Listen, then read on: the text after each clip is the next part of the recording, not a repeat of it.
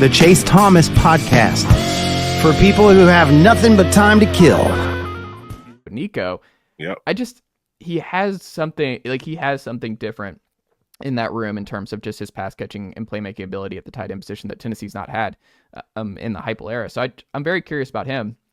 But you're really high on Braylon Staley. So yep. Who is his comp? Like when you think back to Tennessee receivers, who does he remind you most of? Because I don't think he has the people are like, oh, he's South Carolina 4-star. Could he be Jalen Hyatt? It's like he hasn't. There's not going to be another Jalen Hyatt. I don't think that those guys come around very often. Who does he remind you of though? Yeah, so man, a player comp. I always want to say Cedric Wilson just because of that 14. But he's not. I mean, obviously he's bigger than Cedric Wilson was. But I think that he can add some of those things, right? Like we would use Cedric Wilson on some screens sometimes, but I also think that Braylon Staley, he's about 6 feet tall, 190 pounds. He's a guy that can go vertical for you. So it's hard for me to draw a real comp that I can just think of like on the spot. But I would say that he's the type of player that inside of the slot can run the entire route tree. You can also line him up outside just because of his size. He can make people miss. He has a shiftiness to him, but he's really tough. That was the thing that I love the most about watching his high school film is he would go up and make catches with two people guarding him. And obviously coming from that state, they play really good football there. So he's not going up against slouches. I think he's got really good speed. He's a 4-4 guy. So he's one that could be a serious weapon for Tennessee. I think he's going to get the start at slot. And I think that he's going to probably be the most productive slot wide receiver that Tennessee's had. I guess maybe since I don't remember exactly what Squirrel's numbers were in 2023. But, I mean, you might have to go back to a Jalen Hyatt. I don't think he's going to put up those type of numbers, but I think he's going to have a really, really big year. Do you know how many games the slot receiver at Tennessee had over 100 yards receiving last year?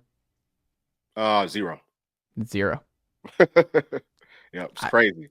The numbers are wild. Like you can look at every Tennessee game where it's like, did Dante Thornton have a touchdown? It's like, okay, Tennessee probably lost that game. Or Tennessee really, really struggled in that game. It's just they lived and died with Dante, where the numbers, I mean, he had like 2 catches for 50 yards and there were 3 losses. No catches against Georgia. He was just, I mean, he saves you against Vanderbilt. Like, I kind of shudder to think what this offense would have looked like without Dante Thornton last year and where they get to. If they're a CFP team, even without him. Who do you think is, Boo Carter was the lone freshman who started for Tennessee last year. Who do you think is the most likely freshman from the 25 class who could start and or get a significant number of snaps as a true freshman? Who do you like in that mix? Yeah, so excuse me. First, I would definitely have to go to Travis Smith. We're just talking about wide receivers, and this is something that I was thinking about yesterday. Can I see a world where potentially Travis Smith ends up actually starting over Chris Brazzell? I can see, just based off of the way that Brazzell started things off, he would be my number one guy because you're listening to his confidence. I've seen him play. He's a big guy. He's a dog. He's fast. He's faster than you might think. He's a very smooth, fluid route runner, catches with his hands well. And he would be my number one guy that I think would maybe be able to start. And do you want me to give you like a top 3? Yeah, and I'll just say on the Travis Smith, Westlake kid, he's someone who Tennessee has not had in the boundary. Like he is huge, and it's putting a lot on a true freshman, but he was highly productive in a really competitive region and classification in Georgia at Westlake.